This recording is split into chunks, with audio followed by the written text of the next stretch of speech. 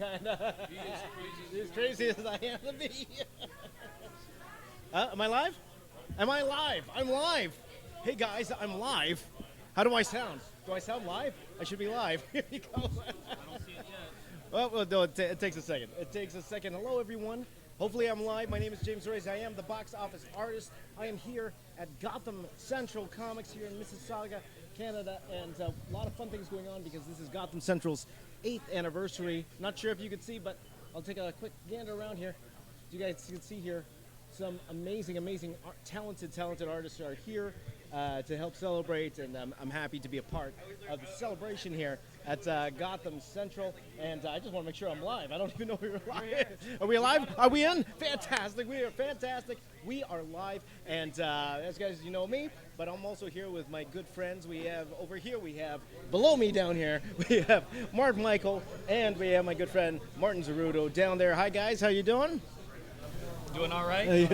Doing okay? Hopefully they can hear your sound. Sorry. Marty, how are you doing over there? How are you doing, Martin?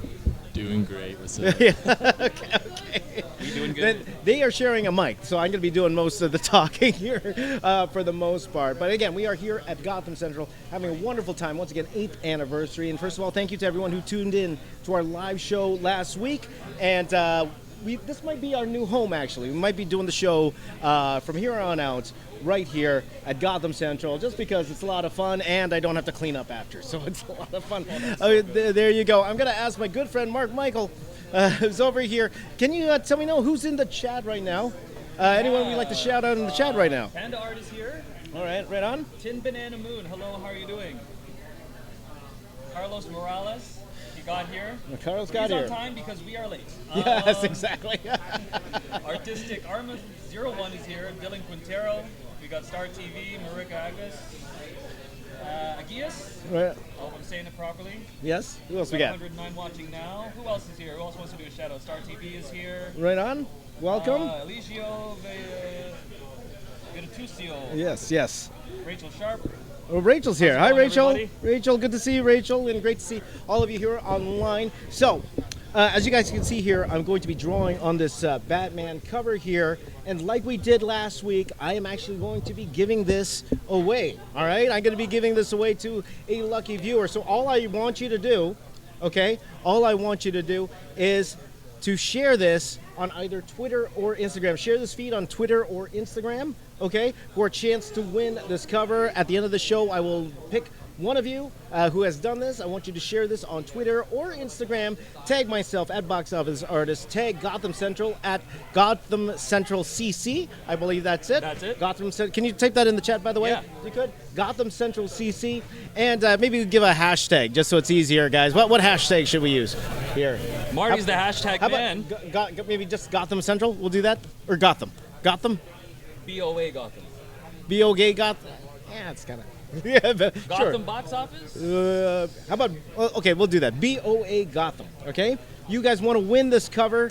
I will finish this cover at the end of the stream. I will send it to one of you who shares this on Twitter or Instagram, okay? Use the hashtag BOA Gotham, Gotham. That's how you spell, right? Yes. I don't know how to spell. There you go. And that's how we're going to do it. But we got a lot of fun things to talk about today, and I'm super excited. Once again, thank you to everyone who's joining us live. And a big shout out to my buddy JJ, who's actually running the audio. JJ's back there. JJ doesn't have a mic. How you doing, JJ? You do okay back there?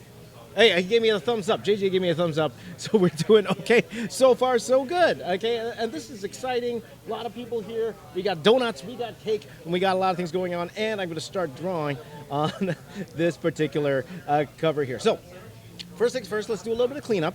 Last week, first of all, we announced so many winners last week. We did announce so many winners last week. Plenty.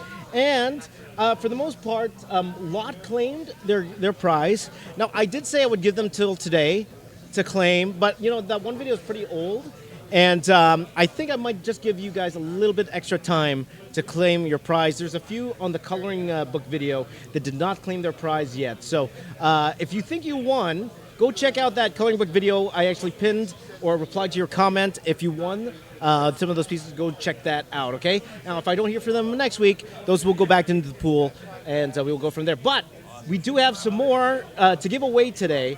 And we have to give away, who wouldn't want an original artwork of Ellen. I think that's why a lot of people didn't Did you respond. see my face burn up? Yeah, yes, you did. To I'd see want Ellen. So I believe if you guys saw me drawing on the Popeyes chicken sandwich video, I did this thing where I drew Ellen and DJ Khaled, and I drew them not only on the sandwich, but I also had original art. You have a chance to win that original art. Okay? I want the sandwich, though. Do you still have Yeah, it? I do not have the sandwich. Oh. I ate it. Okay, but if you want to win that, go to that video right now and just fulfill that. I'll be picking a winner for the original art and some prints as well for that today. Also, for the Pokemon video. The Pokemon video, I promised to give a few prints away of the Pokemon video. Oh. Okay, the 400 Pokemon. I'm going to be giving a few of those prints away today. I'm in a giving mood, my friends. I'm in a giving mood because, again, today is Gotham Central's 8th anniversary. So just a little cleanup there before we get started. As you can see, right now I drew an oval. That's what I do here. What's that I got a oval draw. gonna be? What are they going to be? I don't know. But, Mark, what are we going to talk about today? I think the first thing that we're going to be talking about just came out on Thursday. Okay.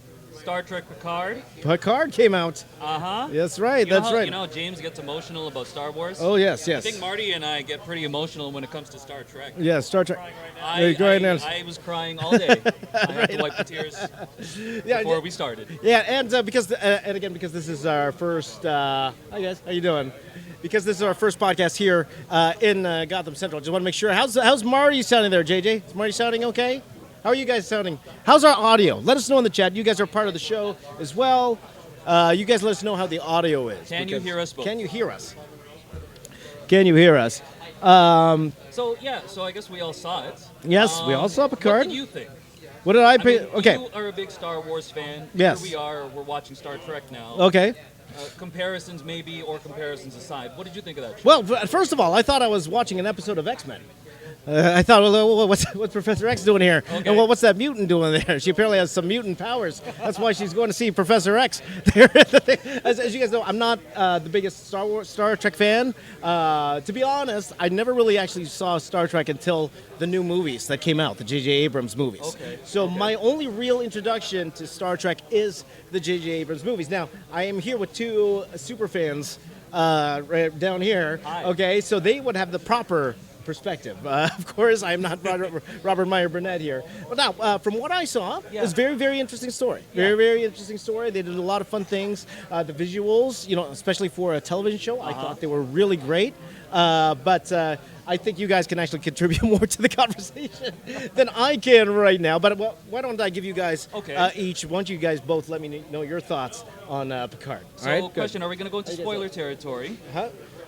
Maybe not right now. Give Not your right now? overall. We'll give a Okay. spoiler warning So- in a second. So all right? my overall, and I'll Go try ahead. to limit this. Okay, So sure. again, I get pretty emotional for TNG. That was huge in my childhood. Yeah. When I was I used to think sci-fi was really weird Uh-huh. until TNG kind of took me and said, "Hey, come on." Well, just Like, I'm for trying the to do- novice, what is TNG? TNG. Yes. Thank you. The Next Generation. The Next Star Trek: Generation. The Next Thank you Generation, very much. 1987 to 1995. Okay. Yeah, so when I started watching that was the first time where it was like, hey, sci-fi's not so bad. It's actually, pretty cool. Uh-huh. And right in the opening scene of that show, the first minute, what do we get? We get the Enterprise D. We get the nod to them playing poker. We get 10 forward all in the first minute. Oh my God, did I want to cry? Yes! Brent Spine, And then Picard says, I don't want the game to end. I had to pause. You have to pause. I'm sorry, I had to pause. Right That on. was like that C-3PO moment for you in the trailer. for Right, Rise of Skywalker. I had to pause. Right on. Right It's on. like, don't do that to me. Marty, what do you think? Okay, hold on. We're gonna put the microphone over to Marty. We were hoping We're to give everyone a switching. microphone. How you doing? So actually, what I thought about Picard. How much time do I get? 30 seconds? 30 minutes? You got a minute. I get a minute. Okay. So opening scene definitely was fantastic. Notice that in the poker playing, he drops 5 queens, so a bunch of Qs, I thought it was an Easter egg to Q. John Delancey, I don't know if he's going to be coming back. That would be amazing if he does. I loved that the opening sequence for the actual show had, I think it was like a piccolo or like a flute, which was referenced to Inner Light, which is what Picard, was able to play in his other life. And I loved that they referenced Maddox with that episode. Oh, sorry. But yeah, there was a lot of great things about the show, but a lot of ways in which they're trying to, I think, differentiate this approach to Star Trek in 2020. I think in the 90s and 2000s, the way that Star Trek was seen and how it was changing the perspective of our society in that time. I think Star Trek is trying to do that now with Picard, but of course our climate is significantly different than it was in the 90s. So it comes with a lot of changes. The perfect world of Starfleet and the Federation and a utopian society.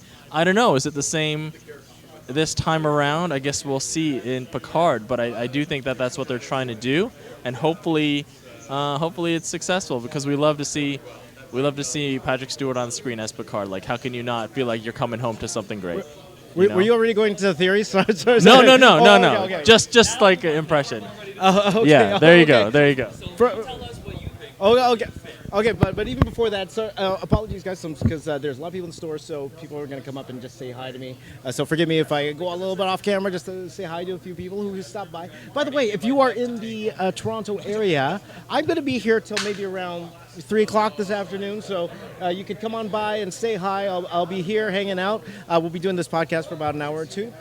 So yeah, if you want to come by, be part of the show, you are more than welcome to come by and be part of the show and be part of the conversation. In fact, what are your thoughts on Picard? Let us know, and we will shout some people out if you have some great theories about Picard. So right now, we are going to get into a little bit of conspiracy theories about Picard. My friend Super Ray Dizzle, she wanted us to get into some crazy theories. So I'm going to give you guys, we're going to go straight to the theories. Now, we might spoil some things, okay? So if you have not watched Picard and you don't want to be spoiled, over the next maybe 5 minutes or so, we might spoil a few things, okay? You want to do analysis first? Well, we can do a bit of both. We can do a bit of both. Oh, you want to talk a little bit more about the episode? As long as it's non-spoiler? As long as it's non-spoiler? Okay, then we might as well do... Okay, so we'll do both. Oh, okay. Analysis spoilers. Analysis spoilers. I think it'd be hard to get the theory without doing the analysis first. Oh, yeah. But we got to do the analysis with spoilers. So might as well keep it going. We might as well go all at once. Okay. Then why don't you go ahead first, Mark? Why don't you go first? Give us your little bit of analysis, a little bit of theory. Okay. What do you think about the series? Let's try to keep this succinct. We could talk all day, Marty and I especially. But so this is the first time the Star Trek series is focusing on a person rather than a place, which I thought was interesting. Now, when you look at Picard, Jean-Luc Picard, there's this theory in history, they call it the Great Man Theory. I think you guys are familiar with it. It focuses on a person as a nexus of certain events. And if there is anybody in the Star Trek universe that's that nexus, I would say that it's Jean-Luc Picard. Of course. Because the thing with Picard, there's a lot of debate right now. The themes of these 90s Star Trek TV shows, it delivered better ways of unpacking inclusiveness and tolerance. There's all of that debate that's out there right now. And what I notice is that while some of the arguments out there kind of imply that the Starfleet of TNG is overall more respectful, or what have you, I think a lot of the examples that people use, they're basically Picard-based. Like, Picard is the person that has been doing that. So when you're watching the episodes, more often than not in Star Trek The Next Generation, when the characters are conflicted on what to do, and they might be considering a more aggressive or a more exclusive option, it's Picard's interjection that changes things around. Like, look at the Barclay-LaForge relationship. LaForge was ready to throw him off the ship, transfer him, and make him somebody else's problem, right? And it was Picard that literally ordered him to be friends with Barclay. So I would say that there's a huge argument for that. You look at the episode Drumhead, you look at the episode Measure of a Man, which I think we're going to be getting to at some point here a little bit later on. When you look at Picard, he is the Captain America equivalent for the United Federation of Planets. That's what I'm going to say in terms of analysis. Okay. What do you think? Well, before we get to Martin, if you understood anything that he said, let me know in the comments down below if you understood any of that. If you got any of those references. Actually, to be honest, I actually do honestly want to know if you got the references that he was referring to. That would be good. I would actually like to know. It kind of helps us, right? Okay. But I know Martin's itching to get some thoughts going there. Go ahead, Martin. I do agree with Jonathan that, we can't just say that all of TNG and all of the way in which it was perceived that the utopian society of the Federation and of Starfleet was because of the structure and not the person. Definitely, Picard was the main character, the way that he interjected and tried to insert a little bit more humanity and compassion into a lot of the things that they're doing. But you can make the argument that Picard is the product of Starfleet. and that a lot of the crew that he's interacting with on that ship and in all of the Federation, and how they were set apart and perceived as a little bit better than the other structures of races that they encountered, was because of things like Prime Directive and the way in which they approached how to take care of other planets. It was very inclusive. So yes, there were definitely characters that maybe played counter to Picard that weren't as benevolent or sympathetic or approached situations of aggression with more empathy. But I think as a whole, still definitely Starfleet and the Federation, for the whole theme of that series, was a little bit more kinder. I mean, I know we're comparing years and years and years of a show of the original series of TNG, of Deep Space Nine, Voyager, what have you, Enterprise. Shout out to Enterprise, which started the whole thing chronologically. But it's all of that in comparison to one episode. So of course, one, you want to make a big splash. It's CBS's streaming service. Star Trek's coming back. Discovery's not on right now, and Picard is back.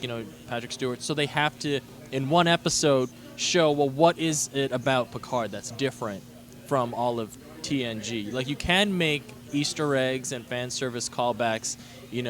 I was like, oh, is this a TV show? Is this J.J. Abrams? But it was a lot of callback, a lot of fan service, which is great because we missed him. It's been 18 years, right? So we miss seeing Captain Picard.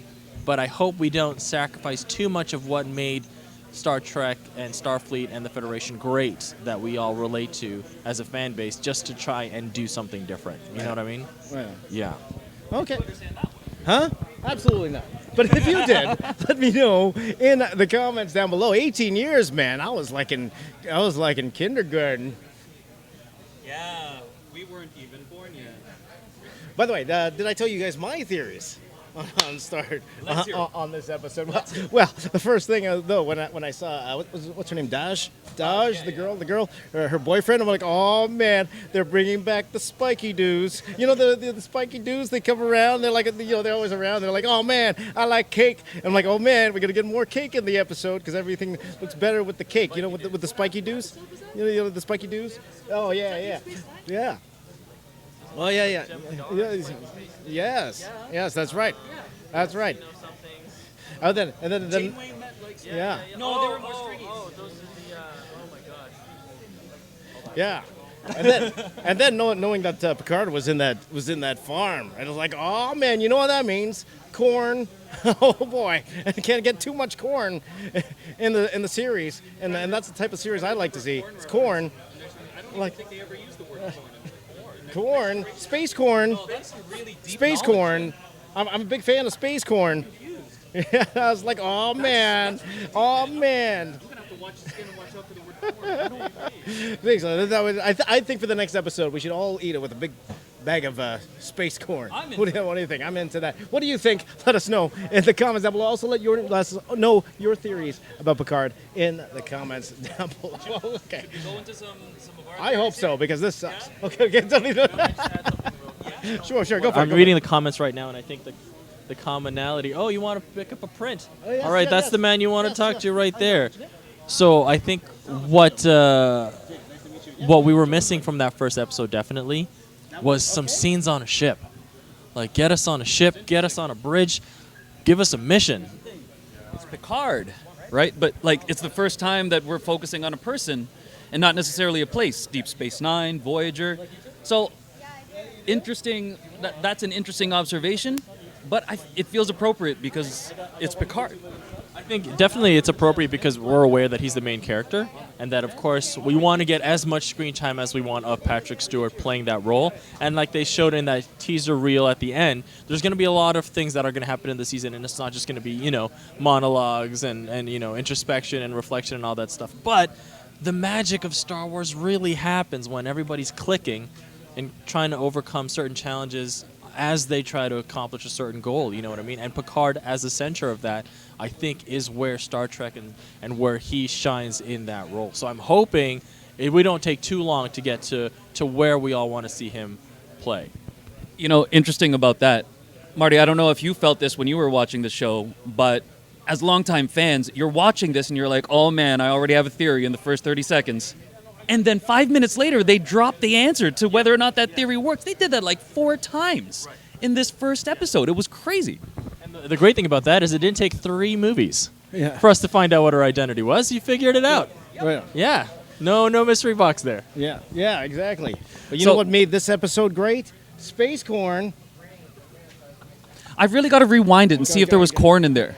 Okay. Does, yeah. So Okay, Let's talk theories. Let- well, even before that, actually on the side, we don't have this in the notes. There was a little bit of news a couple days ago that Picard,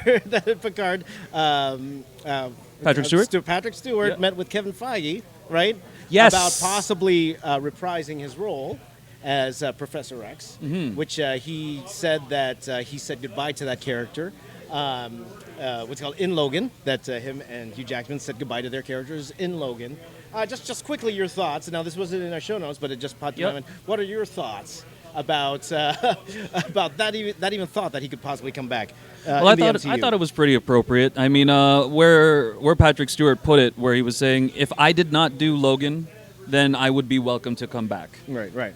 But given the way that the Logan movie ended, Patrick Stewart's story as Professor Xavier, I thought that was really fitting. Right on. Again, we love seeing Patrick Stewart play Professor X. He is Professor X, the quintessential one who plays that. James McAvoy, of course, is the younger one. But you know what? Everybody says, like, Disney's taking over everything. They have all the content now, and they have Star Wars, now they have Marvel and everything like that. And for me, I love the fact that they're able to, especially under Feige, cohesively create so many stories and IPs and titles under his leadership and under the Disney banner.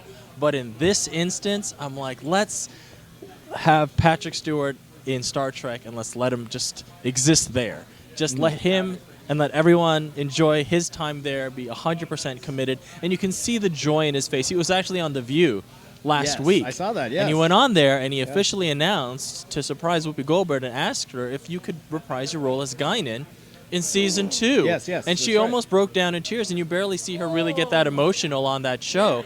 And you can see Patrick Stewart giving her a hug because they're genuine friends off screen. And so we want to feel that. We Right want to feel that, and we want to see that magic again. And obviously they have plans for 2nd and 3rd season. So let's give him the ability to really commit to the role, really commit to the story, so that not that they can't find a scheduling way to do both, but let's give him room to breathe and appreciate it one at a time. You know what I mean? Yes. Let's give him that chance. Yes, but and also like for me, like it's fun. It's always fun to see when you see somebody familiar in those roles. But when we see X-Men in the MCU, I really think they need to bring new blood into the thing. It needs to be rebooted for the newer generation. And Patrick Stewart, he's like 80, right? He's pushing 80, and they want to be making these movies for the next 20 years, right? So it's more, like, if anything, maybe like a cameo or maybe like a flashback or in the multiverse or something like that. No, let's not crisis this thing. Let's definitely not crisis this thing. But I think it's run its course. You know what I mean? I was It's almost been going to a long time. ask how you guys would feel if they approached McAvoy, but I think I stand with you on this one. Yeah. Where let's just start it all over. Yeah. Let's just start. Let's just start the brand whole new. thing Do all something over. brand new. Now, for people who, again, might not be familiar with The Next Generation, the whole Whoopi Goldberg and Patrick Stewart thing, on The Next Generation, Whoopi Goldberg had a recurring role as Guinan. She was basically the person who ran the bar, 10 Forward, that we were mentioning earlier. And her character and Picard have a history that goes back even further than the actual show itself, which you see on the show. It's touched upon, it's explored a little bit, but there might be more opportunities to explore how far back or how deep that actually ends up going, which would be cool to see. Theories? Okay. Well, we'll see. We'll see. But Theories? what are they saying? What are they saying? Anyone saying anything interesting? About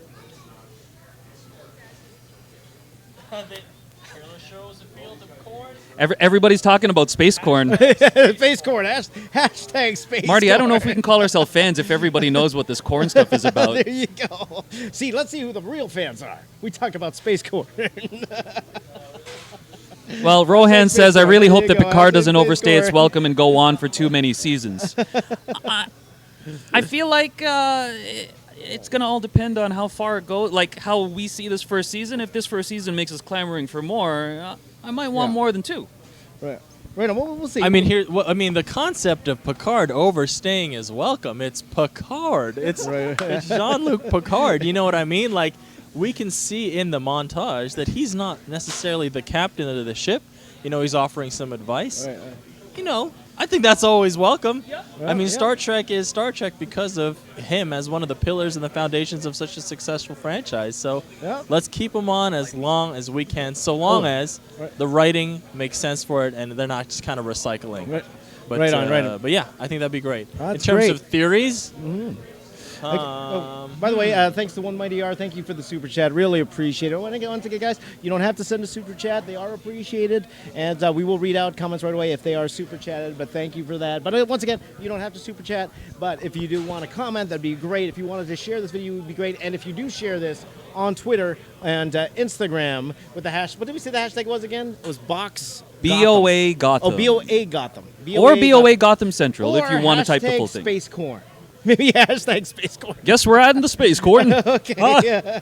All right, so Okay, and if you do, I will pick one lucky winner at the end of the stream. You will be winning this particular cover. I will send this to you wherever you are in the world if you are watching right now. Okay, so please do share the link with your friends. Okay, so. Why don't we move on? Okay, we've been talking a lot about Picard. So what else is in the news there? we got. What's our next thing here? Have you guys read up on the synopsis leak for Doctor Strange and the Multiverse of Madness? I actually have not. So why don't you read up on it for us? So essentially, we can read it, or I don't know. It was leaked, so I don't know. Are we allowed to read it, or? Okay, so this is under the leaked section. Yes. Well, we're gonna call this section "Take a Leak." Take a That's leak. what we're All right, gonna here we call go. it. We're gonna take a Take leak real section. quick. Hashtag take a leak. All right, should I do it in the cinema voice? Yes, please. Cinema trailer. Do Okay, here we cinema go. voice. After the events of Avengers Endgame, Hello. Dr. Stephen Strange continues his research on the Time Stone. But an old friend turned enemy puts an end to his plans and causes Strange to unleash unspeakable evil. Dramatic music. So, a lot of people are taking those two sentences and really trying to unpack them. It does get the imagination going. I mean, you know, Marvel fans being Marvel fans.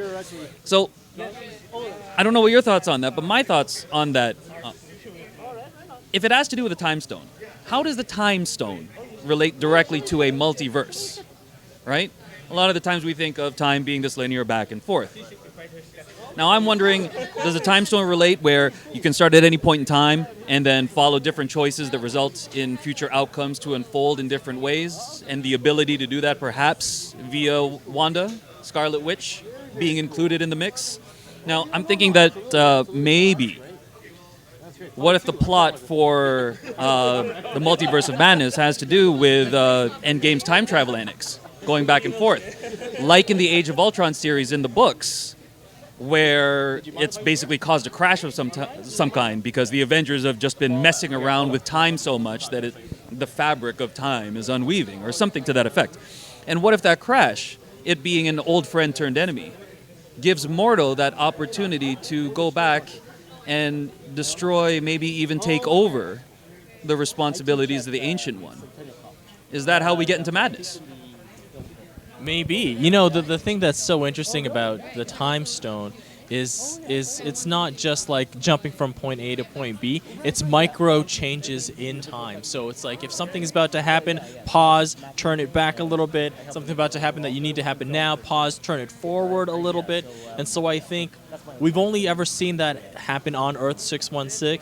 So as Strange starts exploring these other dimensions, are there repercussions to making those kind of adjustments? You know what I mean? Like our perception of how time can be affected, and maybe the butterfly effect of it all is only in the realm that we've seen, in this dimension. So what if Strange starts exploring the use of the Time Stone in other dimensions? Now, I guess you could say, but the caveat to the Infinity Gauntlet and those stones is it only works in the dimension that they're from. So are there more than one Time Stones? Right? Because if he's going to another dimension and it's tied to the Time Stone, how does the Time Stone work in another dimension or another world? Right? I think you just hurt my brain. Hey guys, But because that's the thing, right? Okay. It's not meant to work outside of that. Hold on, what's hey up? guys, I just wanted to quickly shout out. We have a few of my friends come down here. By the way, if you are in the Toronto area and you want to come by and say hi, maybe I'll even put you on camera. Would you mind being on camera? Here you go. This is my friend, came down to see me. What's your name, my friend? Johanna. Johanna's here. Just going to show you quickly her art. She came down and showed me some of her great art here. This is what she did here. Yep. JJ, can you see that? How's it look over there? It looks all right? You see that? Look at that. It's looking like I'm staring into somebody's soul. right there. Really, really nice. And she's got some work here. Still in high school. Some great stuff there. Is there any way where they could follow you? You can. I don't have anything yet, but I am planning on making an art account. Yeah. Okay. How long have you been watching my stuff? Oh, for around like a year and a half. Year and a half now? Yeah. What was the first video that you saw? I'm not sure. I don't really remember. I don't have a good memory of it. That's okay. Me too. I forgot all my videos also. And here's another one. Here you go. Thank you. Awesome. Shoes. Oh, look at that one. That's very cool. That's pastels. That's fantastic. Still in high school. That's fantastic. Great work. She's looking to get into film, you said? Yeah. All right. So that is amazing. So thank you for stopping by. We really appreciate it. Thank you. Very nice meeting you. Just wanted to stop by and say hi. Okay. Thank you, guys. Thank you. Sorry. I didn't mean to stop the conversation. No, it's all good. Okay, right on. Okay. So we're still talking about... What are we talking about? Space Corn? Are we still talking Space Corn? No. That's old. That was like 15 minutes ago, man. We're talking about Doctor Strange and the Multiverse of Madness. Yes. Can you just give me the Coles notes of what you guys just said? Well, we were talking about how the Time Stone could fit into the Multiverse of Madness, or how it could. Right on. And James, what are your theories on how this could unfold based on what the synopsis was? Like how's that all going to relate? Can you just read me the synopsis read very quickly? And apologies to everyone. I was that's the thing doing it live. We have some of you great fans coming by to say hi to me. So I'm just I want to make sure if they came by to say hi that I at least say hi back. At the same time. So just quickly for me. No worries. So Now you do it in the trailer voice. Yeah, you I was do going to do it in a fast forward, but you know what? I'll try the trailer voice. Okay, good. But I think Marty's is better. Okay. After the events of Avengers Endgame, Dr. Stephen Strange continues his research on the Time Stone. Ooh. But an old friend turned enemy puts an end to his plans and causes Strange to unleash unspeakable evil. That was more like a news voice. Radio drama. So do you think it's Baron Mordo then? Because I'm gonna what do we go with the Baron Mordo. I think it's fair to say that he's going to be back, Baron Mordo. They alluded to it in the last Doctor Strange. So when they say that's a villain from the past, but then again, I'm not too familiar with Doctor Strange villains per se. Maybe you guys are better equipped. Pretty much it, eh? Dormammu. I mean, he's already dealt with that in the first one, really. I came to bargain. You know what? One of the theories is, of course, it makes sense that Mordo would be the enemy old friend. Right, But because Scarlet Witch is going to be in this one, yes. some theories is what if she's the old friend She could that be. turns She could be. into an enemy? Could be. I'm thinking something, and this might be too much of a cop-out, but I'm wondering if Wanda's role in this might have to do with wanting to go back and recovering Vision in some way. Mm-hmm. Like maybe not necessarily pulling him entirely out, like his physical body out, but in Infinity War, they were trying to figure out how to get his consciousness removed from the Mind Stone. So what if they tried to just covertly go into that room in Wakanda where that was happening while the battle is going on, grab that, and then put that in a bottle for a future story in some Scarlet Witch related story? Yeah. Possibly. Possibly, and that's the thing, because this will tie into the Vision and Scarlet Witch show, which looks completely bonkers, and we know it has something to do with Scarlet Witch's powers, that the fact that they're in some sort of '60s sitcom going on. So it's going to be interesting to see how this connects. But the whole theory about a multiverse itself. What are you guys' thoughts on that? It was introduced to us in Spider-Man, the thought, and then we thought there wasn't one anymore because they didn't go down that route. That's a spoiler. but if you haven't watched by now, you're not a fan. But let's be honest here. If you haven't watched by now. But they said there is a multiverse here. It's going on. Now, are we going to see a Crisis-style multiverse? But how do you think this will differ from what we see? So here's the crazy thing is that in the comics, the multiverse allows you to have different branches of the same character. You have Ultimate X-Men, and you have different kinds of Spider-Men, and they all have great storylines that allow them to coexist because they're in the different Earths or different multiverses. So here's another crazy theory: the fact that Wanda is being introduced into this movie We know her famously as saying no more mutants and kind of eradicating almost all of mutant kind. What if they're using this as a reverse setup to bring in mutants from the different multiverses, and that she is somehow instrumental in introducing a wide variety of mutant characters that didn't exist in Earth 616 because, of course, the IP, they didn't own it yet. Right. But what if they did it in reverse, where instead of her eliminating mutants, she's the one that brings them into the MCU? Right on. You know what? That could be a good question, and let's throw it out to the audience here. How would you guys feel if that was something that maybe ended up happening in the post-credit scene or something like that? You know, the universe ends up, or the multiverse ends up getting broken. They put it back together, and when they put it back together, they added a little something extra. Yeah. Right? How would you guys feel about that? Let us know. Can you imagine that at the end of Doctor Strange? You see her open up this portal, and all of a sudden you see Professor X pop out with space corn. You know what? I'm going to say Hugh Jackman. Old Man Logan's a thing. As long as there's space corn, it doesn't matter. What are people saying about that? Well, why don't we go into some Instagram, because we got that 10-second delay, but why don't we go to an Instagram question from last night in the meantime? Let's do that now. Again, I posted on my Instagram last night. If any of you had any questions, it doesn't have to be movie related. If you had any questions at all that you would like me to answer, because I know a lot of you want specific about art questions, a lot of you are artists and want me to answer specific art questions, be more than happy to. I think I saw a cool, did you have a question in mind? Well, yeah, there was one from, and I'm sorry, I can't actually see. It's Anthony the Duster, I think.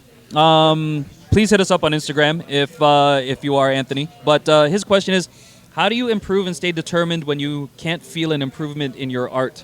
Oh, that's always tough. That is always tough. Okay, and the question is, hi, how you doing? Yes, we are doing a podcast. You want to say hi? Hello, I want to say hi to some friends here. I'm not. Legally, I can't say your name because you didn't sign anything. But just say hi, everyone. Hi, guys. Hi, so there you go. And friends here to say hi to the podcast. But in terms of actually, when it comes to the improvement on art, that's always a tough thing. I always ask people though when they ask me that question. Well, how long have you been trying to improve your artwork? Right? Has it been 5 years and you don't see an improvement, or has it been like a month? Right? Or, because, again, a lot of these things take time. And I believe there's one question there that kind of ties in, where someone was asking how to grow their Instagram and YouTube as well. And it's the same thing I tell everyone. And especially in today's generation, young generation, everybody wants things to happen overnight. They want it really, really fast. Yeah, that was now. Huh? That was Shubgada22. That was his question. Oh yes. How do you grow your Instagram or YouTube art? Yep. And it's the same way in essence how you improve in art, and that's patience. Hello. That's patience, and that's patience and time, and also your willingness to learn. Okay, because those are two main things. Like you could have been drawing the same square for a year, right? Now, if no one teaches you how to draw it properly, I think you will improve, but you'll improve more as someone actually shows you how to draw a square first, right? And then you practice, right? So it's one of those type of things, right, where you're working hard and you're working smart, and then you're working smart and hard at the same time, right? So it's one of those type of things. Whether it be YouTube, whether it be improving your art, everything takes time. And it takes patience. So my question is to you, how long were you working on your stuff? Has it been a year?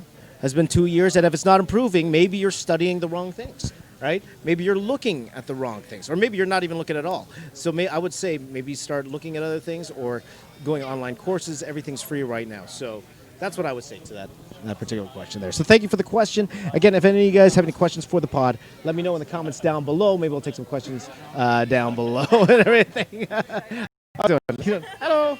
Hello, hi. There was a YouTube question earlier that JJ actually highlighted. Okay. Hey James, why are your boys dressed like businessmen and you're dressed like a guy that left the house to walk his dog? Okay. Because I want to feel comfortable. I want to be one of the people. We don't draw. I only hire Drawing professionals. causes sweat. I only hire professionals. That doesn't mean I'm professional myself. That's one thing when I quit my job. I'm going to be comfortable. That's what I said. And I forgot to buy gel.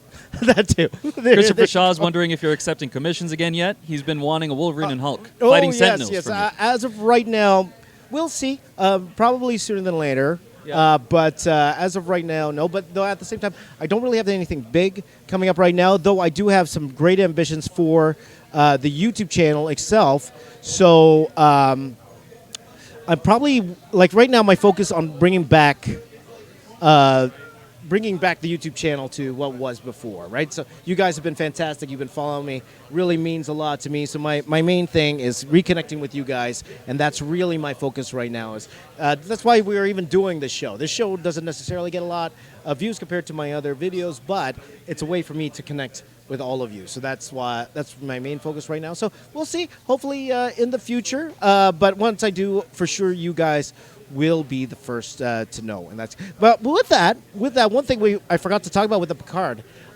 we were discussing about me doing an actual Picard piece, Right. In the vein of the Witcher piece I just did and the Mandalorian piece that I did. Can I ask you guys what are things that you think I should include when it comes to that particular Picard piece? Like we're not done the whole series yet. Of course, I'm probably gonna have to watch the whole series first. But out of this episode, and that's the thing too, only watching one episode, we don't know the key factors yet, right? But things that stand out to you that kind of need to be in a piece like this. What do you guys think? What do you guys think? Well, we know you're the king of detail. Yes. So one of the things that I was immediately thinking of when we were watching this was something of an idea where you have San Francisco skyline, and then there's something that has to do with Starfleet's headquarters specifically. Zoom in a little closer, and you have Picard looking up in the air, and then when you zoom into his eye, you have the Borg cube exploding, because the Borg in general, is very big in Picard's history. Right, yeah. And the amount of detail that would be required for the Borg cube would definitely fit your style. That's what that was at the end? That's what that That's a was Borg at the cube. end. Okay. That was a Borg cube. Again, as a novice, I didn't know what that was. I thought, oh, cool, detail. That's what I said. So if we're gonna limit it to this particular episode in general in terms of what the key items were, I'm gonna say the vineyard. We'll call it Space Corn here, but definitely the vineyard. Okay. The vineyard is a big one. Right on. The necklace to indicate the twins, Dal and Soji. Yes. I feel like that needs to be in there. Absolutely, yeah, for sure. You're gonna that need seems like a main key, you know. That Uh-huh. it's one of those more prominent artifacts in the show. You're gonna need right? a little bit of data / B4 broken up. Here's my question to the fans: if you guys watch Star Trek, do you think lore has anything to do with the Utopia Planitia stuff and the synthetics? Hey, you guys had your time to nerd out. All right, fine. In which case, I can keep going, but I'm going to pass it over to Marty because I know he's going to be one. He's going to want to be telling you some stuff too. So two things for this magnificent piece that I'm sure is going to continue to develop as the season goes on. One, totally need to draw the Borg cube.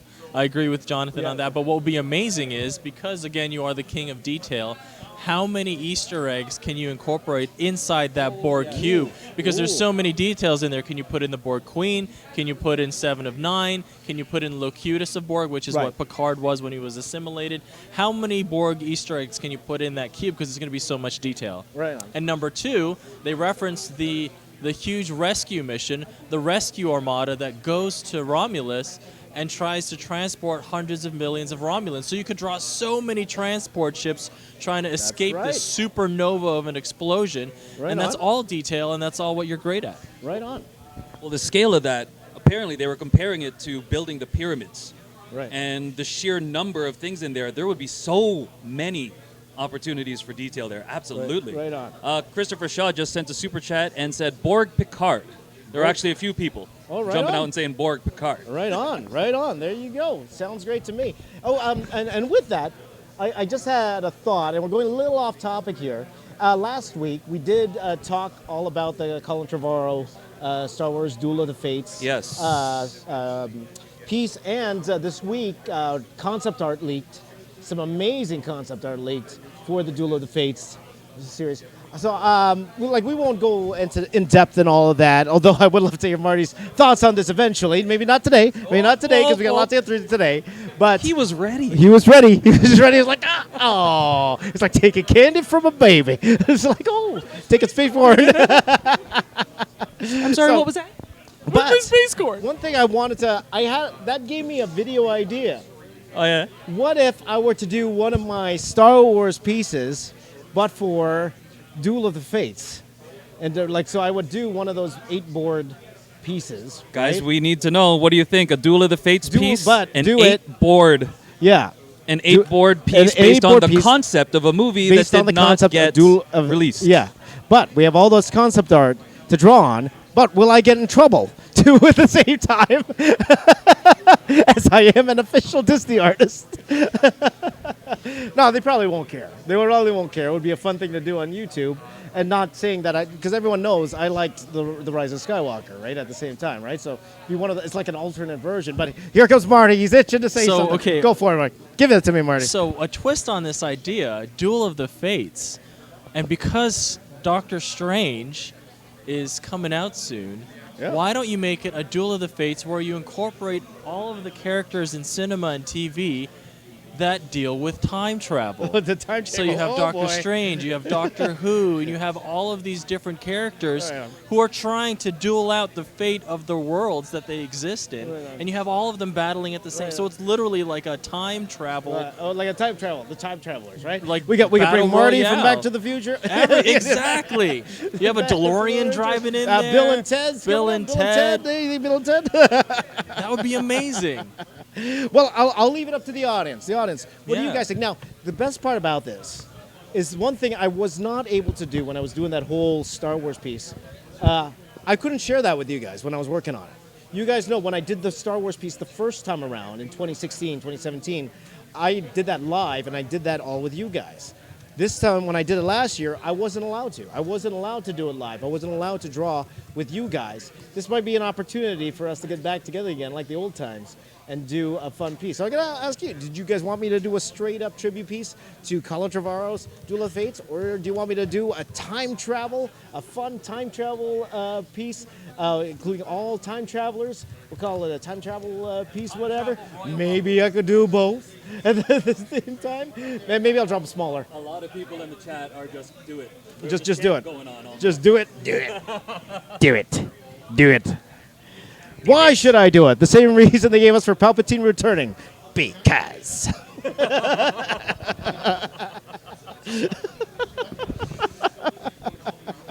Okay, look out for that, my friends. By the way, this week we have a few fun videos coming out. I have this really fun video that Marty and Mark are helping put together. So hopefully you'll see that next day or so. And then I have my 100 Batman's piece, which is coming out later in the week. So look out for that. But okay, so that's pretty much Doctor Fate. Doctor Strange. Let us know what you guys thought about that in the comments down below. But what else do we have, guys, to talk about today? Matrix 4. Matrix 4. A little bit of talk. I feel like it's just a little bit in the backdrop right now. It's not Yeah. at the forefront of people's minds, but every once in a while we're hearing some stuff about it. Okay, so we got some news about it? Yeah, so just recently, on the 20th, it was dropped that the person who played the Merovingian is coming back, which I feel implies the fact that there's still a Matrix that exists in the world in some form. Now, initially I was thinking that this was a reboot, but it's not a reboot. It's a continuation of the actual story. So there's that. We have Neo and Trinity returning. Jada Pinkett Smith is said to be in talks to return as well.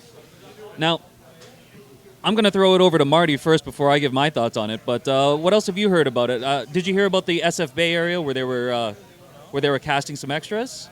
No. So they're already starting to shoot. They're casting extras. They were just asking. Hey, Marty, for input. you're going to be in the Bay Area in a couple of weeks. Maybe you can try out, man. I'm going to send Marty the link. Guys, what do you think? Marty's Does gonna Marty take look you- like somebody who would be in the Matrix or in the real world? Let us know in the He's going to comments. take the red pill. Red pill or blue pill? Let us know in the Red comments. pill, Which one are you going to take? Red pill? Red pill or blue pill. But yeah, you know what? I did hear that unfortunately Hugo Weaving is not going to reprise his role Yes, that's unfortunate. as yeah. Agent Smith. I guess, I mean, of course it's unfortunate because we relate to his character as the villain and it's obviously so prominent in the IP. But it is a new Matrix, right? So of course the Merovingian is there, but what he's known for in the character is to be able to survive. He even says to Neo, I've survived your predecessors, I will survive you too. And that literally is narratively correct if he's in this new Matrix, is that he's survived the end of that previous iteration of the Matrix system.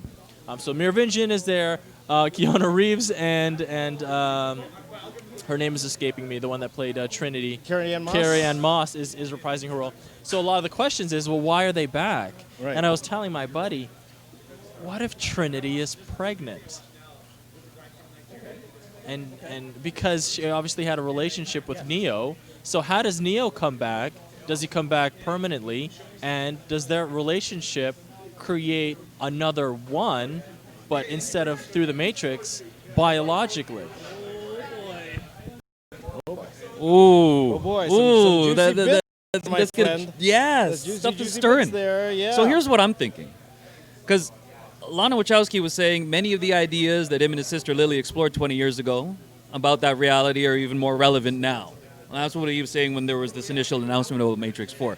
So what I'm thinking is the Matrix, after they ended, it's not like as if they unplugged everybody and everyone's back in the real world. So is it possible that some humans decided to stay in the Matrix simply because it's a better world than the decrepit and destroyed real world? Does that open the door for Neo's consciousness to still remain in the Matrix? Does that, above and beyond, end up making it where, well, it's not like as if they're killing off the humans and restarting, they're just continuing. So statistically speaking, remember the architect, he was saying that every once in a while the one comes up. But if this just ends up continuing, can you now have more than one of the one? So when you have Jessica Henwick come in, and she's got these rumored to be Neo-like abilities, could she be the only one? Heck, what if Neil Patrick Harris's character has Neo-like abilities too? I have no idea, but that's what I'm guessing they might be going into. Some people would rather stay in the virtual world rather than the real one. Maybe they might explore that. But the thing that was so successful about the concept of the Matrix is that they're in there without their free will, right? So totally, I agree with you. What if we introduced the concept that people want to stay, like Cypher wanted to stay in the Matrix? I think the biggest hurdle that they have to overcome with if they're going to bring it back is, well, what exactly is the conflict? Because we've done it, the machines versus man. Neo's the one that's going to bring balance to it all, and he's going to, help emancipate men from, or men and women from the Matrix. He's kind of done that, and you said, the Matrix will continue. If people want to stay, they want to stay. But who's the big bad? What is the conflict here that we're trying to tackle? Because if we're going to go back to, again, we're trying to free people out, then we've already done this before. Yeah. I wonder if the Merovingian would end up being this kind of person where he's almost like a life dealer in a way. Where like you go up to him and it's like, hey, I want a better life. Can you rewrite the code for me or something or hack into it? You know what I mean? Sort of like a dealer of lives. Right. We got a super chat. Yeah, oh, really? This Bane is coming out amazing. Mad Skills, Mr. Rays by Christopher Shaw. Oh, thank you, Christopher. I really appreciate it. Thank you so much. By the way, in terms of the Matrix, first of all, a huge shout out to Jeff Darrow and Steve Sprouse. Oh, Steve Sprouse, original concept artist, and honestly, Jeff Darrow. You guys know I love the detail, and part of that is because of Jeff Darrow's work. And just a very, very quick aside, I remember he was working on the Matrix. And then I had this concept art job, and I didn't know how much to charge. So I just threw him a quick email. This is way back, like 2001. I'm like, hey, Jeff Darrow, love your work, man. If ever you have the chance to read this, if you could, I have this concept art job. Don't know how much to charge for it. If you just a reply, just tell me, give me a ballpark, that'd be wonderful. Next thing I know, I get a phone call. And it's Jeff Darrow. He phoned me. He called me up, and he's like, "this is faster than email." He's like, "Faster than email." Hey, man, how you doing? He goes, "Yeah, I'm working on the Matrix. Steve Sprouse is in the room. Say hi, Steve." And he's like, "I'm like, holy cow!" Great guy, fantastic guy. Yeah. So we talked for a little bit. He gave me some great advice, and and that was that, right? That was that. I wanted to talk more, but I was so kind of starstruck. Back then, comic artists, there are big, there are heroes at that time, right? So it was never movie actors for me. It was comic artists, right? So super starstruck. So wonderful guy. And so I was always into the design of the Matrix. One of my love for robots and mech came from Jeff Darrow's designs all those exoskeletons and all those things. So it was actually pretty awesome. Having a good time. Yeah. Oh. You live? I am live. Okay, hold on. Take a look. Hey guys. Quick aside. I'm here with my buddy Carlos. How you doing, Carlos? Doing well. How you guys doing? Good. Carlos owns Gotham Central Comics right here. Wonderful guy. Invited me to come here, and this store is amazing. If you Big man Carlos. Carlos, he's please come down. It's a wonderful Amazing store. talent. Oh yes, Crazy yes. artwork. Can I ask you, Carlos? Because especially in today's digital age, things have changed since 20 years ago when it came to selling comics. How has the business changed for you? Like, how long have you been selling comics for, and how's it changed over the years for you to keep the lights on, keep the business running? So I've been in the industry since the early 90s, 1989, 90. So you see a big difference in the comic industry, toys. Like, look at this. We have tons of product. As to comics now, it's better storylines, better artwork, I guess. You just got to be flexible. You got to have tons of product. You can't just sell comics. Unfortunately, the days of just having comics in your store does not work anymore. But so you got to be flexible and have everything comic related, pop culture related. Yeah. That's good. But sorry, you're a busy man. Is wanted. but you're surviving, and in fact, it looks like you're thriving over here. Like, looks like you found the formula for sure. Yeah. Right. Yeah. Sorry, I don't know where I can lift it up. Our friends are over here. There's no formula. You just got to keep fresh, man. You got to keep changing. You got to support the local art community all the time. Bring in different artists, different events. Yeah, and just keep it going. Keep the industry alive. Right on, for sure. And I want to thank you, Carlos. Thank you for letting me do the podcast here. This will actually hopefully be our regular home for this show. And we're going to have Carlos on a lot, get your thoughts on comics and maybe things that are happening around in the industry. And happy anniversary to you. Happy 8th anniversary to Gotham Comics. Maybe I'll replace John. Oh, yeah. We can get him. We don't need him anymore. You're fired. fired. Oh, that's All right, I'm going to start my own YouTube channel. 2 subsrisers. Thank you, Carlos, do you know a John Michael? John Michael. Yeah, he's giving you a shout out. Hey, Carlos. John Michael. If I see the face, I don't know. I know a lot of. No face in the profile. Can't see you. Thanks a lot, Carlos. Okay, thanks a lot. Right. There you go. So, what were we talking about? Oh, we were talking about the Matrix. I do have a question for you, Sure, James. sure, yes, because please. you do have extensive VFX experience. Yes. In film, if the people who are running Matrix 4 approached you and said, "Hey, we just want you to collaborate with us," what piece, what environment, what concept art, what mech, what would be your dream thing to work on for that movie? Nothing. I'll tell you because I'm done. I loved working in effects and I had a lot of fun doing the effects, but it's a totally different job and it's something I totally don't want to do. Now, if they asked me to do a poster for the movie, that's a different story. I would love to do a poster movie or some sort of promotional art. That's really what my heart is nowadays. But I would only do it if they'd let me do it here with you guys, live on the channel. That's my thing now, is interacting with all of you guys and then doing this kind of promotional art that you see. Because that's the thing about VFX. Again, if VFX is done right, you're not supposed to notice it.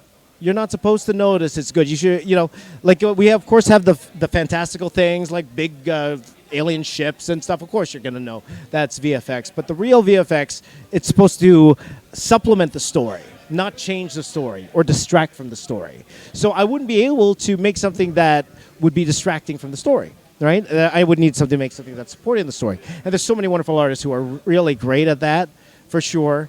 I'm not much more of a designer. I'm more of a show me a cool design and I want to draw it. That's more me. So my dream job is to see whatever Jeff Darrow's making right now, because he is working on whatever Jeff Darrow, Steve Strouse are working on, and I'm going to take that and I'm going to draw it. That's pretty much it. So that's pretty much my dream. That actually answered a question from Instagram. Godchild Yuri actually asked, "Do you miss your old job?" So I guess that's what the answer is right there. Now again, I still have a foot in the job. I still teach film at matte painting at Centennial College here in Toronto. If you're in there, I'm actually doing a talk there about YouTube on Tuesday. So if you are watching, you're a student of Centennial College, you're invited. Everyone else, you're not invited. Maybe you could sneak in and pretend you're a student. It's like, hey. I take music 101, or I don't know, whatever you want to say in there. Go on by. But I'm starting to do more talks at schools. I'm at the point in my career where I want to give back more. And so, but I will be filming it, and hopefully we'll be clipping out a lot of what I say during this talk for you guys, because I think it's something that a lot of people will benefit. So, hey, if you're a part of a school, you want me to come and talk at your school, I'd honestly be more than willing. And this would be the year to do it, because this is the year that it's free. As long as you guys could get me there, I'd be more than willing to do a talk wherever if you could get me there.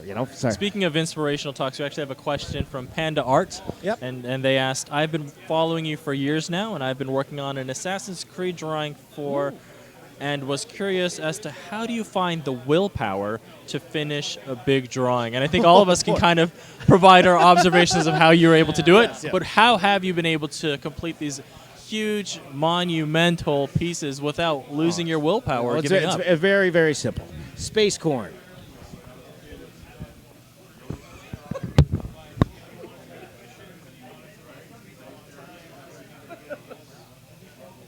But in all serious, space corn. No, I'm just joking. It's tough. Here's the thing. If you've never done it before, then it's a little bit harder because you haven't seen the finish line. Now, I've done so many of these type of giant pieces that I've seen the finish line, and I have the confidence that it's possible. Okay.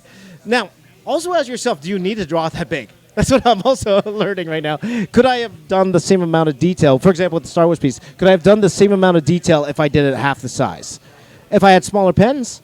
Yeah, probably, and probably would have took off at least a quarter of the time, if not more, right? So just ask yourself, if you're doing a big piece, why are you doing a big piece?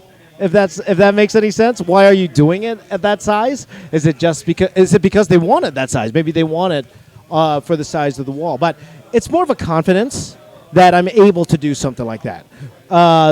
When I did the first Star Wars piece, the original one, the 7-month one for 450 hours, I didn't have. I did have experience doing one before. I actually did one for my church before, but for this particular one, what gave me the motivation was I had an absolute deadline. It needed to be done by May of that year. That was 2017. It had to be, because I was given a spot at a convention. They were giving me this giant wall space for free. And I knew if I missed it, I'm never getting that at any other con. So the fact that I had that solid deadline with a consequence, let's say, that was a huge, huge factor in me deciding to go ahead and do that. So that's one of the main things. And, you have sometimes, it's hard when you don't have a purpose in doing that, or if you don't have a deadline or a consequence. It's really hard sometimes to get things done on time. It really takes a lot of drive, and it takes someone special to do that. Your goals have to be strong enough to propel you through those times when you're tired, those times you don't feel like drawing, those times you don't feel like picking up a pen or a piece of paper, or maybe you drank too much coffee already, you still don't want to work. Those times happen. They happen all the time. And sometimes those are the only things that can get you through. Fear, they say fear is a greater motivator than success. And to be honest, it is. It is. So that's one of the type of things it is, right? So I don't care. Let's go as long as possible. I don't care. Who's paying for this thing? Oh, okay. Oh, the Matrix. Well, I guess there isn't anything left to talk about, right? What else happened this weekend? Oh, wait. Oh, nothing much. Nothing Netflix. No? We can talk about Netflix. I don't think there's anything else. No, is that it? That's the chat. Anything they want us to talk about? Actually, quick story. Kenobi, yes. Who? Kenobi. Who? Kenobi cannot be. Cannot. Actually, before we hit that, but since we're on the Disney topic, one of the stormtroopers who punched Baby Yoda, I forgot what is it. Not Jason Sudeikis, the other one. What was Jason Sudeikis? One of them was Jason Really? Sudeikis. I did not know that. Yeah. That was on the speeder bike, and then his buddy, who they were riffing off of each other in that scene, right? Yeah. So one of they both end up punching Baby Yoda, but the other one that punches him, right? They were filming that scene, and they wanted to make it believable, so they would look at the Baby Yoda animatronic, they interact with it, and then of course there's that scene where they punch Baby Yoda, right? And the other actor was telling the story how Jon Favreau cut and just very calmly walked over to him and was like, "Hey man, So this thing is $5 million. So maybe don't punch it No, so hard. Because, yeah, That's hilarious. it's a $5 million $5 million. baby robot. Yes. Thanks. Amazing. You guys want to take that one? Yeah. Okay. So you know Want me what? to sign? While while we're waiting, Oh, by the way, I got to sign. I got to sign a poster for my friends here. And you seen them before? You weren't waiting for me, were you? And it includes Were the you Star waiting- were Wars you waiting for me piece, to finish? No, the no, big you thing guys that keep started it going. all. Sorry to keep Actually, you guys waiting. I think Hold we on. can see You it. guys talk. No problem. I think we can actually see it in the chat right now. One of them is a Star Wars piece, which is actually what started the virtual studio Thank you chat. for waiting. You didn't. So Jonathan, question to our audience: what is it about Baby Yoda that's just captured the hearts of pretty much everyone around the world? What is it for you, and what is it you think about with people at large? What is it about them, about Baby Yoda, that is connecting with them?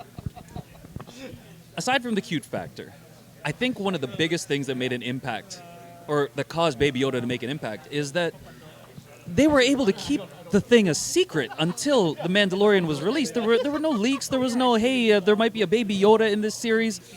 Until you actually gave that story, I was questioning whether or not the people who were a part of the production knew that it was Baby Yoda that they were acting against. Oh, I see. So Yeah, I think oh, the it's a fact that great he was place. such a surprise, He did such a good this job. little, he or she was such a surprise. That was a lot of fun. And caused a lot of people to go, oh my gosh, Baby Yoda, I did not expect that at all. Caused that thing to trend and tweet and retweet, and the design of it was so cute. It was so easy to do, to grab memes and to even draw. It's a very simple face, right?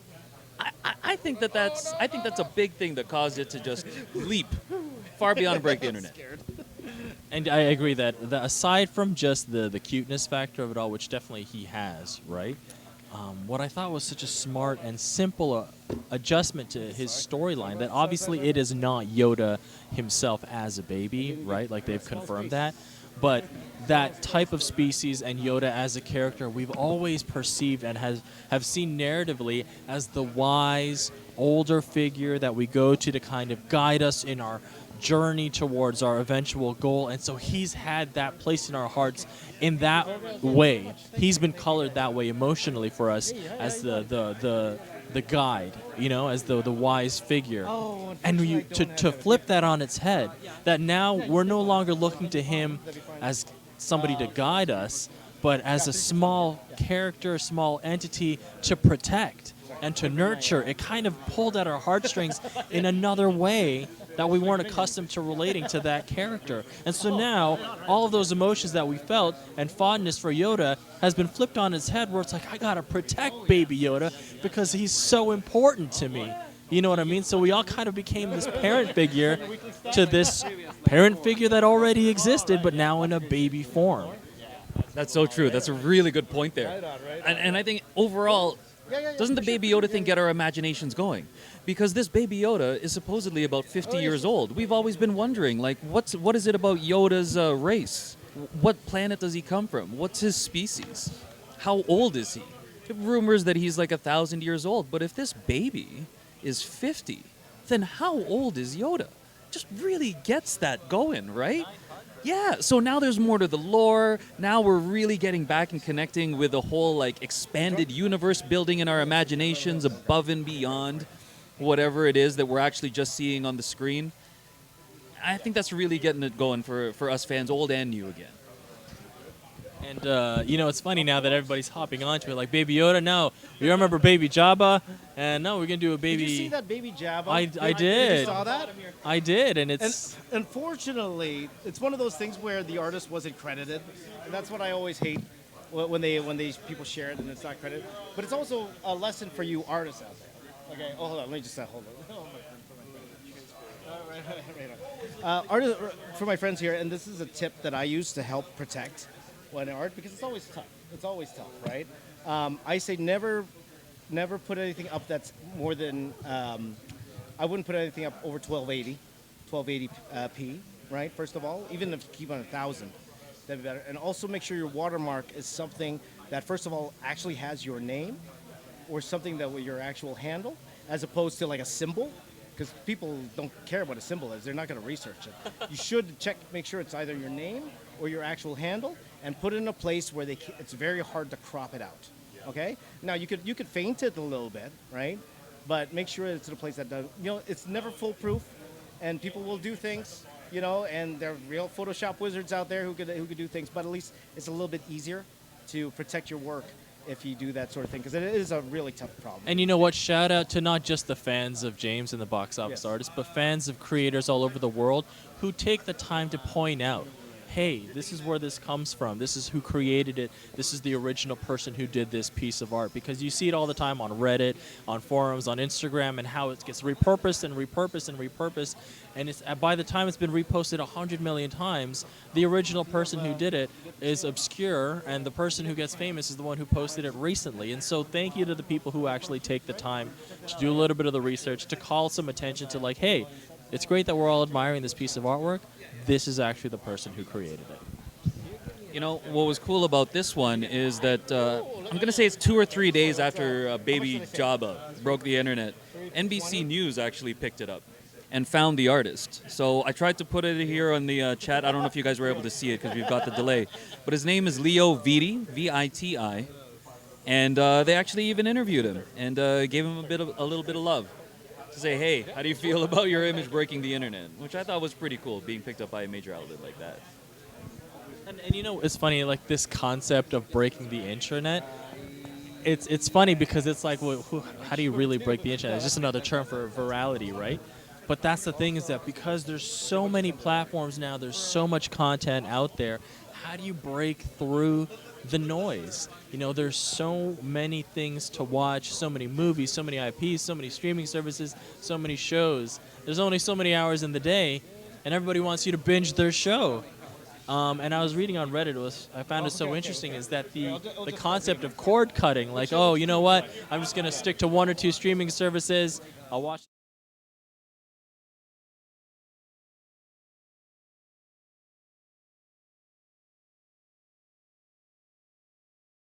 Everybody's creating their own platforms with exclusive walled gardens of content. You add up all these subscription fees, it's just as much as paying for cable. I got rid of my cable, literally, 5 days ago. The only reason I got cable was the Food Channel. That's the only reason I got it. Food Network. Space Corn. Yeah, Space Corn. I like the cake shows. I like the cake. I like the cake challenges, I'll be honest. But also, why I like watching it? Because it also gives me ideas for the channel, just to see how they film all these different cake shows, and then because at the end of the day they're doing it to the creative, but how do they creatively show it?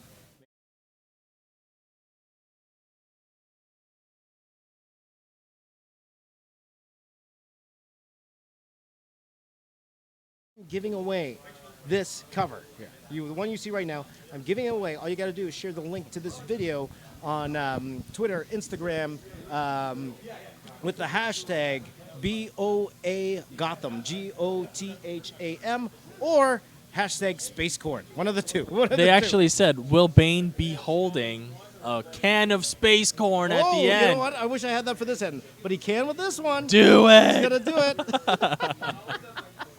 Can of Space Corn. Can of Space Corn. And again, to all of our You guys friends got it. online who've been commenting, what is your streaming service of choice? What shows have you binged recently?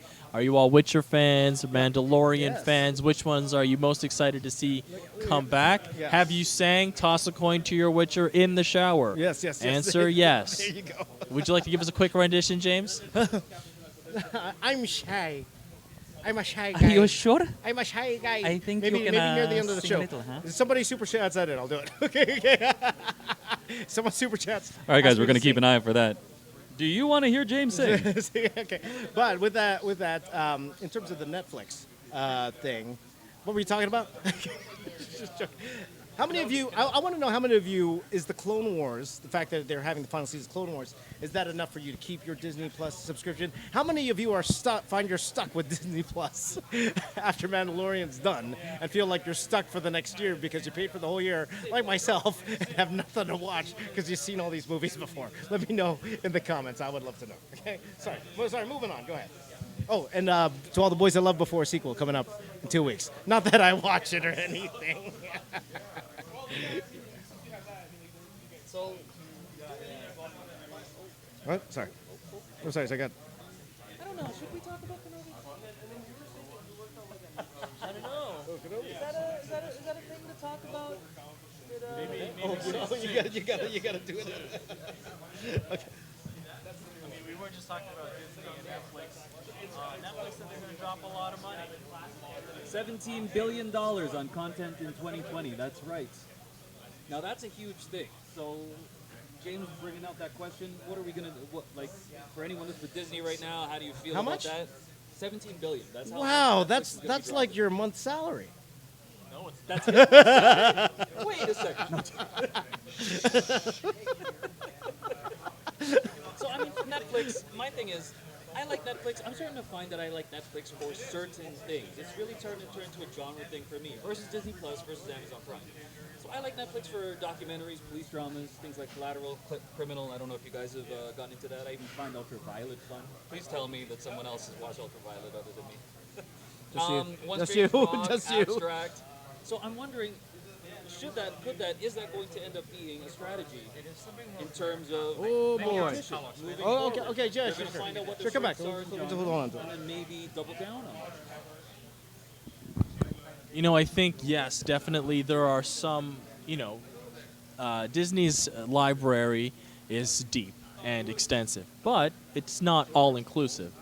You know, they acquired Star Wars, they acquired Marvel, but there are still certain holes and certain pockets of creative interests and niches that maybe, though they may be described as niche, have very huge followings. And that's what I think you're correct in, that Netflix is trying to capitalize in these pockets or gaps in content.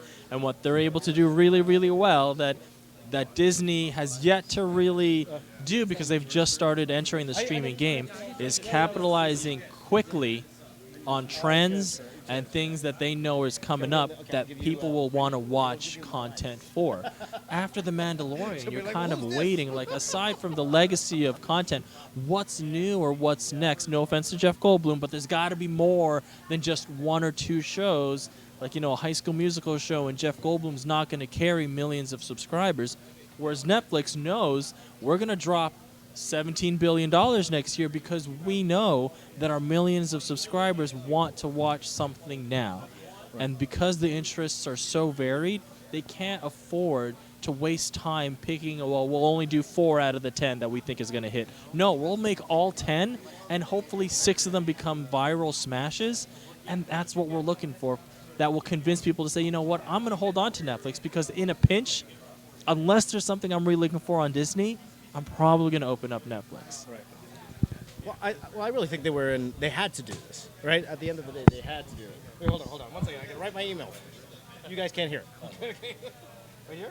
And the thing is, that seems to be what Netflix has been doing, trying out, testing the waters all this time.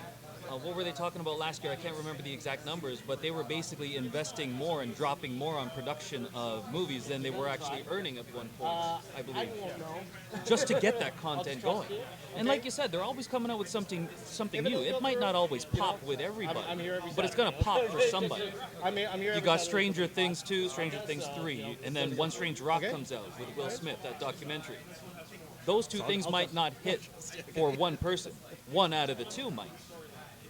So in terms of that point that you were making, like you said, they know what's going on. They know that there's a huge number of people out there, so they're going to drop as much as they can and hope that it hits somebody. Yeah. And hopefully the gap between certain people's preferences isn't too long in between. Nice. Okay. And what I think is interesting, and is really the dark horse, who really money isn't an issue, is Amazon Prime Video, right? Like, they're creating content that is getting a lot of buzz critically. Like, I believe that the Fleabag got a lot of awards, and Amazon Prime. I tried watching Carnival Row, wasn't really much for me. I watched the first episode of Treadstone, was okay, you know what I mean? I guess you really liked it. But that's the dark horse, is that Amazon, in their infinite vault of resources, can they make a splash with an investment like Lord of the Rings, where they are dropping hundreds and hundreds of millions of dollars on an IP that, is a little bit dated. Last thing that came out was, I think, The Hobbit, right? A generation has consumed it, has loved it, has moved on. So as their first major franchise to really try to bolster Prime Video, for people to choose it not just as a perk to getting Amazon Prime delivery service, but can it be a legitimate content streaming contender with this Lord of the Rings show? And I don't know, because the great thing about Netflix is not only do they have The Witcher, but they're developing a whole bunch of other shows. HBO is developing a whole bunch of Game of Thrones spin-off shows that are going to combat the release of Lord of the Rings. That's going to be more than an uphill battle for Amazon Prime Video. Right. Yeah. If they wanted to put all their resources in it, for sure. They have a lot of resources. For sure. They're going to be a contender. It's going to happen. It's definitely going to happen. Just with the one show. Well, we'll see. We'll see what happens. There you go. Okay, let's get to what are anyone saying anything about what we just talked about there? I think we're just catching up to the delay, but in the meantime, the Preacher's Corner 2.0, he asked, can you guys do future art assessment videos for your fans, like review art from people you guys find it? We were talking about doing something like that. So again, guys, the Discord is back. The Discord is finally back. Now, why don't we set a time? I would like to do a Q&A on the Discord.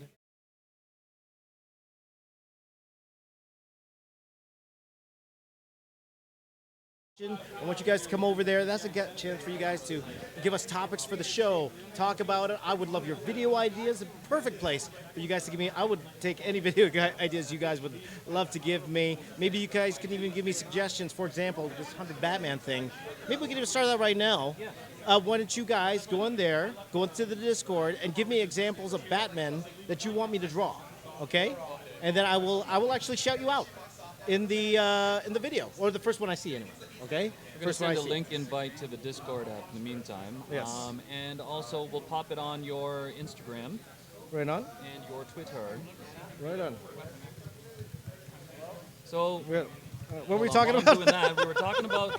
Let's get to Kenobi. We're always teasing about Kenobi. So let's talk Kenobi. Let's talk Kenobi because I know that a lot of people on the Instagram were really asking about, hey, talk about Kenobi, especially with what's going on. Right. James, I know that you were following that a lot. Yes. Can you bring us, the audience, up to speed? Okay. Let's start off. There were rumors last week, and I think we even touched on it last week, just a little bit, about how Kenobi was going to be delayed. What we heard last week, that it stopped production, postponed indefinitely, okay? Then came word from Collider, I believe they broke the story, if I'm not mistaken, a few days ago, that, the production was halted, everyone was sent home.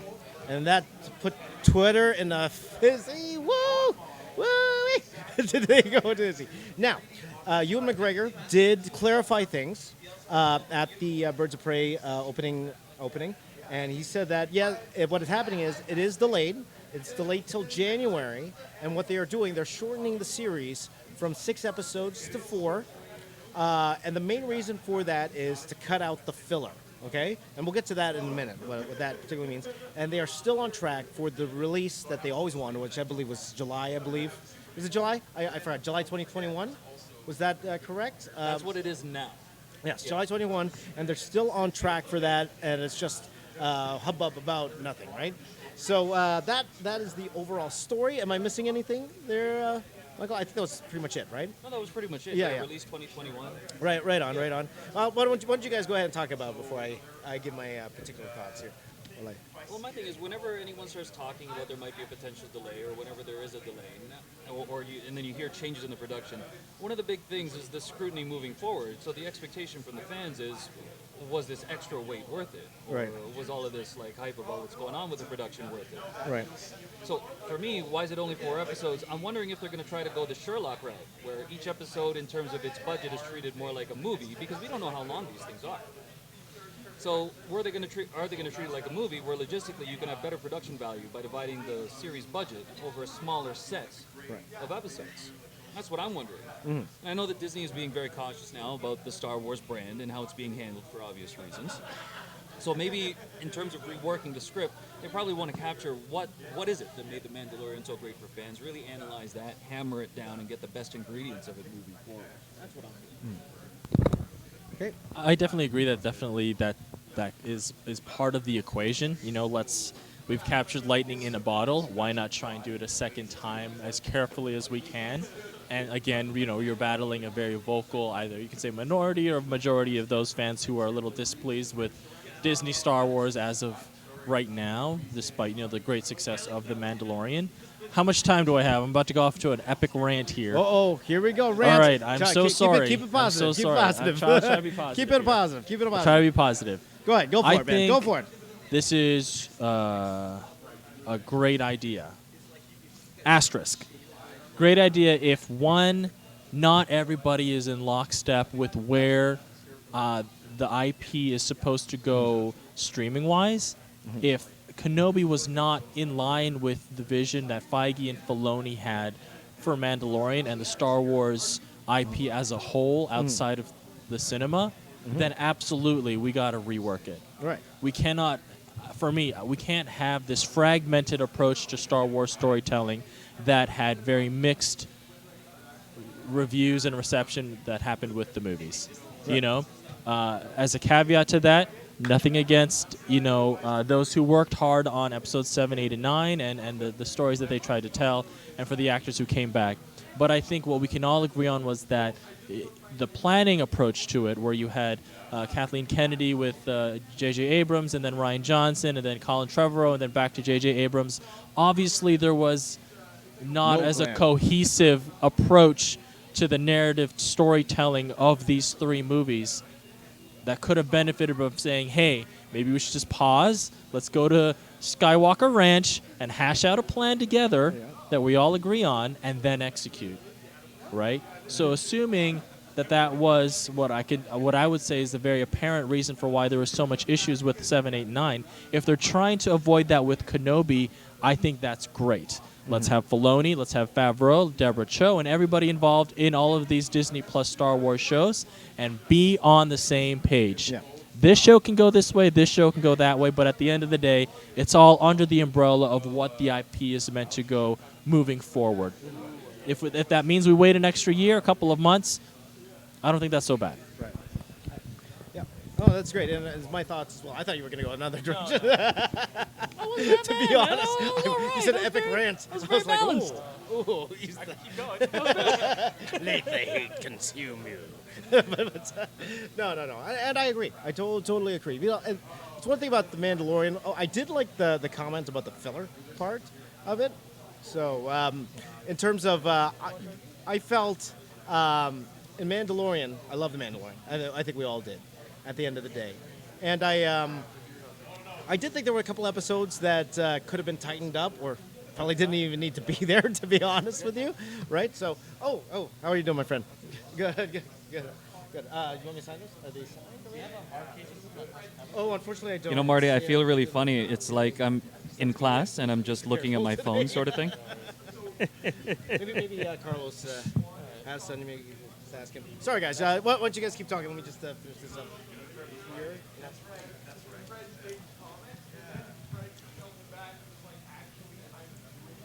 I kind of want to.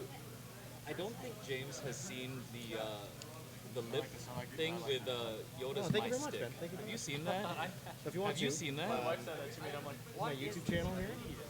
You guys should watch me draw all of these things. I think it's a lot better than the first one that they did with Yoda. Guys in the chat, if you want James to react to that, I don't know if we can do that today. I kind of want to try it, but I doubt we'd be able to. I'd love to be. Would you guys like to see James react to that?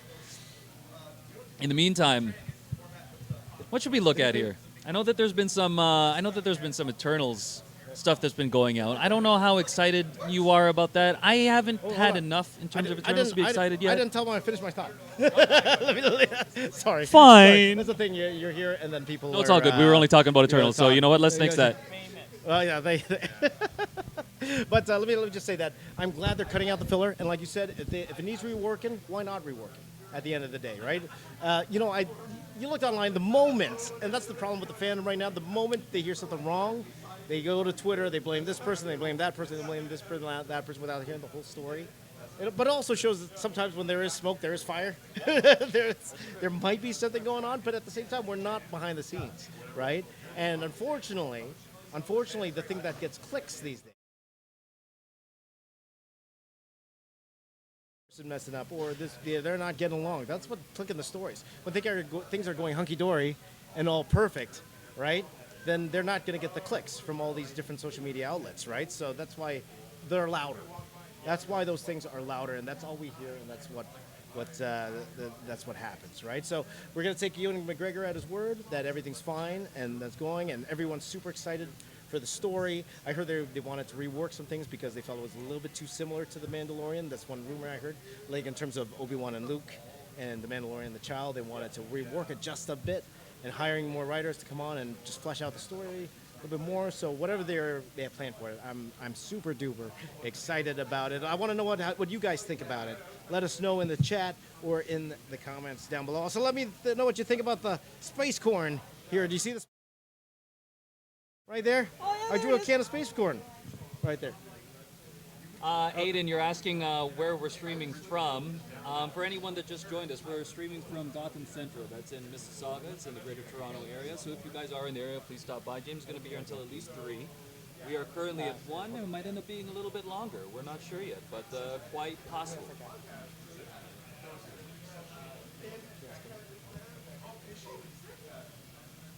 Marty, what's one of the biggest things for you this week? For me? Yeah. Oh, no. Just in content? One of the things that I'm going to bring out, sorry. It was almost a call out. Would that work? But I think this is going to get some stuff going for you, ain't it?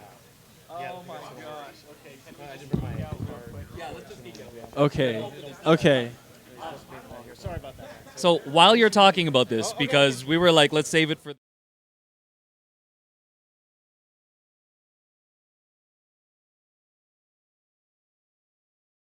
to this while you're talking about it. So 2 things I want to say. One, epic spoiler alert. We're going to be talking about Thor #1. That's just been released a couple of weeks ago, written by Donny Cates, who worked on Silver Surfer Black. And so if you haven't got a chance to pick it up and read it now, Thor #1, go, because we're going to start talking about spoilers that happened in this first issue. And number 2, do you want to give a shout out to Aaron from Variant Comics, because I watched his video where he also recapped the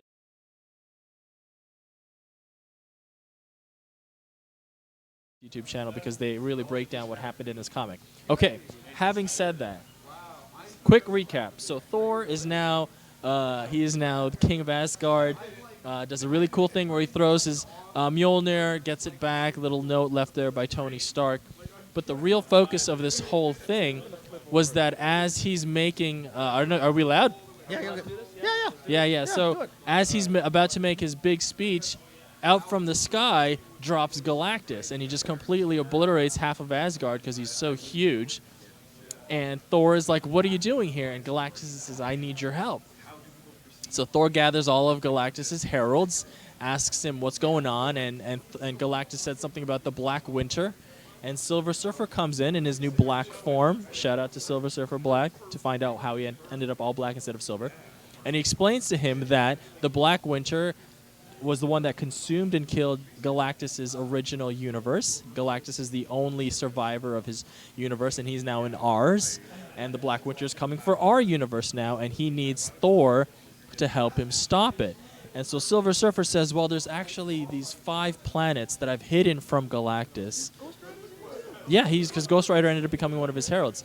And so there's the 5 planets, and Silver Surfer says, if Galactus consumes these 5 planets, he'll be powerful enough, I think, to be able to combat the Black Winter. Pause there. Okay. And Thor's like, great, then you're not going to go alone. The entire Asgardian army, and with me leading the way, we will escort you and make sure Galactus is powerful enough to stop all of that.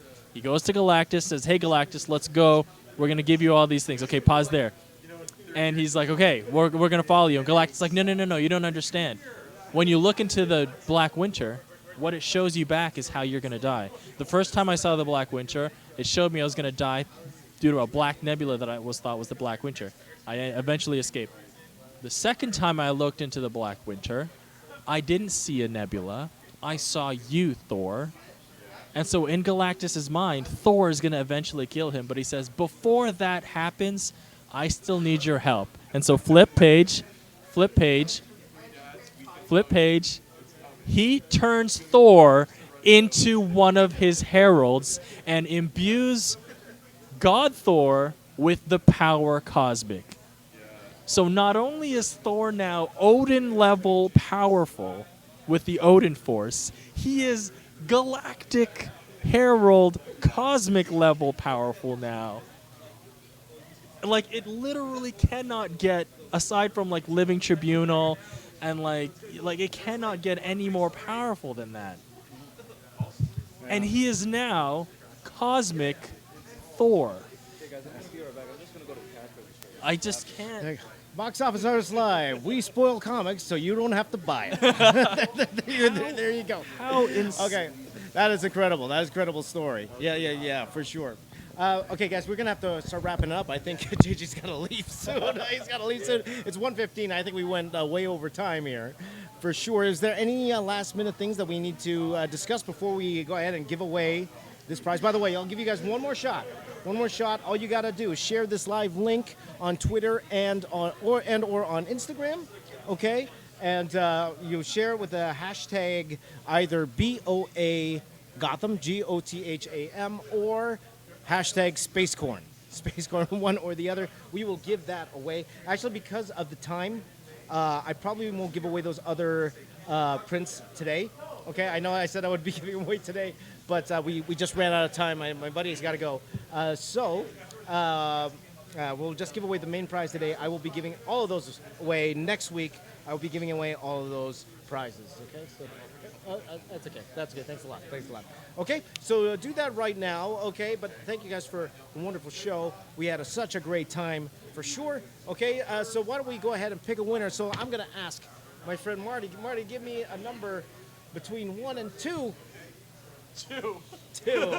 2 meaning we are going to Instagram, my friend. Okay, and I'm going. Can you first look up the hashtag? Okay. Actually, I'm gonna ask everyone in the chat. Give me a number between 1 and 2 as well. Okay, it's gonna take a minute for that while I'm getting Mark here to load up the Instagram to check it out. Okay, so I want everyone to give me either 1 or 2, my friends. 1 or 2.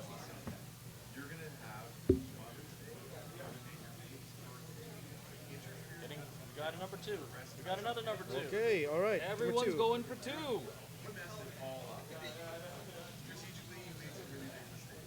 Unfortunately, Space Corn is a very popular hashtag.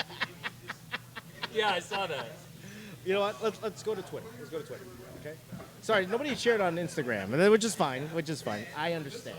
Okay. Anyone of you share on TikTok, you won automatically. If you shared on TikTok, Yeah, exactly. if you don't share it on TikTok, you won automatically. There you go. What do we got? You got any? All right. Okay. There you go. There's your number 2. There you go. And the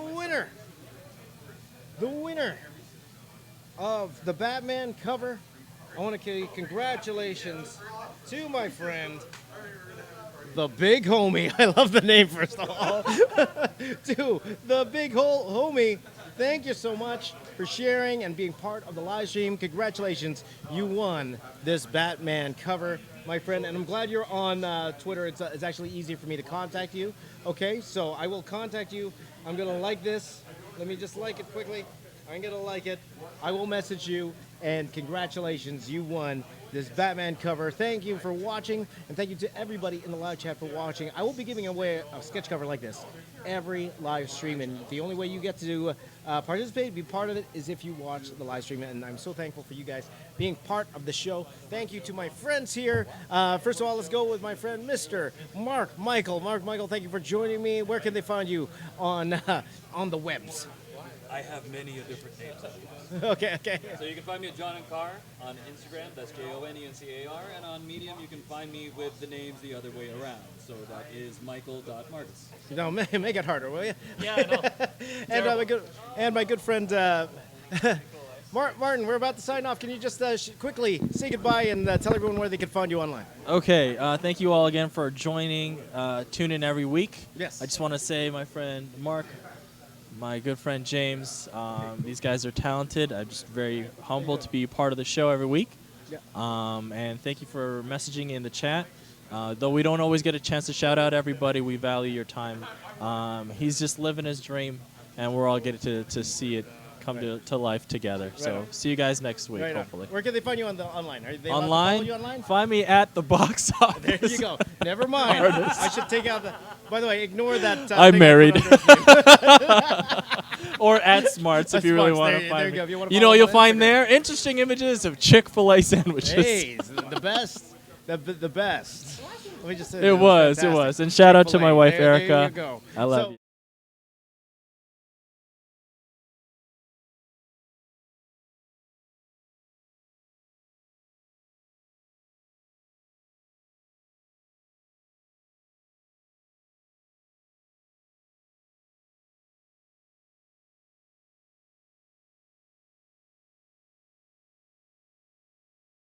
You. High five to you. And my name is James. I am the box office artist. I'm here to say keep drawing. I'll see you all next time. Take care, everyone. Bye-bye. Bye-bye. Bye-bye. JJ, are we clear? Say bye to